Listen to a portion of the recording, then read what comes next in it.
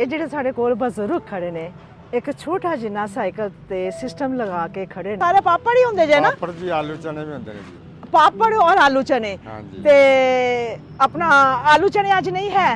ਅੱਜ ਨਹੀਂ ਲਾਏ। ਤੇ ਇਹ ਜਿਹੜਾ ਸਾਈਕਲ ਆ ਇਹ ਇੰਨਾ ਖਸਤਾ ਹਾਲਤ ਦਾ ਕਿੱਥੋਂ ਲਿਆ ਜੇ? ਸਾਈਕਲ ਕਿੰਨੀ ਦੇਰ ਹੋ ਗਈ ਆ?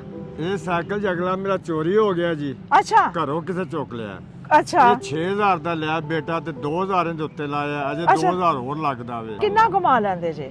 ਕੋ 500 600 400 500 400 ਅੱਛਾ। 600 ਬਸ ਉਹ ਕੋ ਅੱਗੇ ਖਰਚੇ ਵੱਧ ਜਾਂਦੇ ਨੇ ਜੀ। ਆ ਕੋ ਬਿਲਕੁਲ ਘਰ ਦੇ 100 ਤਰ੍ਹਾਂ ਦੇ ਖਰਚੇ ਹੁੰਦੇ ਨੇ। ਹਾਂਜੀ ਬਿਲਕੁਲ। ਹਾਂਜੀ ਗਰੀਬ ਬੰਦਾ ਜੀ ਬਹੁਤ ਔਖੇ ਹੋ ਕੇ। ਚਲੋ ਜੀ ਕੋਈ ਗੱਲ ਨਹੀਂ, ਅੱਲਾਹ ਪਾਕ ਤੇ ਹੈ ਨਾ। ਆਜੋ ਮੇਰੇ ਨਾਲ ਫਿਰ, ਆਜੋ।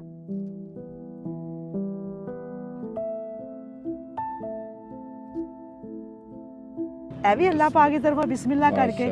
ਹਾਂਜੀ ਇਹ 10,000 ਰੁਪਇਆ ਵਾ। ਬੇਟਾ ਅੱਲਾਹ ਤੁਹਾਨੂੰ ਫਿਰ ਵੀ ਤੰਦਰੁਸਤੀ ਦੇਵੇ, ਅੱਲਾਹ ਫਿਰ ਤੰਦਰੁਸਤੀ ਦੇਵੇ।